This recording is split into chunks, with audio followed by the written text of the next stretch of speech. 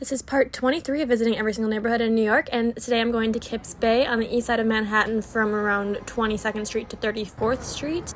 I'm not gonna lie, I didn't have super high hopes for this neighborhood because Kips Bay is kind of known as that neighborhood that people come to right after college. It's a lot of young, recent grads, and there's nothing like super otherworldly here, but I did find some really cool places. One of those places is a little subsection of the neighborhood called Curry Hill between 27th and 28th Street on Lexington. It has a ton of Indian restaurants from all different regions, and while there's a lot of favorites, Saravana Bhavan seems to be the one with the most positive reviews.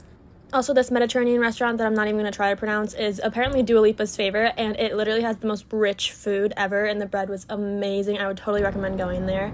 In the middle of this neighborhood, there's also a college, so a random alley that you can walk down that was kind of cute. But I will say, I feel like the biggest reason that I would come to this neighborhood are for all of the little dive bars, especially around St. Patty's Day.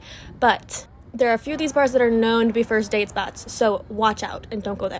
Okay, this place literally just named Thrift Shop. It's actually one of my favorite thrift stores in all of Manhattan because it's a legit thrift store. It's not a vintage store. It's not highly priced. It actually has very decently priced things. And this was a leather jacket that I found in the summer that I got. But I really like that place, and I was trying to keep it on the DL, but, you know, I'll share, whatever. These two cafes that I just showed, I'm a big fan of. Charlotte Cafe specifically is a really authentic Italian cafe. And then this pastry shop is, oh my gosh, out of this world. I seriously would recommend just like getting a bag and filling it with all these little treats because they have so many different things that I've never seen before that are so fun to try.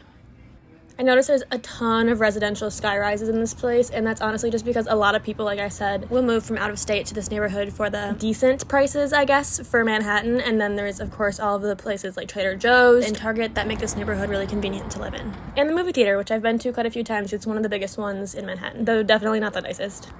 Kips Bay doesn't have the most well-known restaurants, but there are tons of restaurants with all kinds of cuisine, so honestly, it's a great place to be if you just want to pick up a quick meal on the go. Over on First Avenue, it's known as Medical Row because there's so many of the hospitals right along that way. But because it's right alongside the East River, I also saw quite a few luxury high-rises mixed in between. Like this building apparently has a pool in the middle of that sky bridge.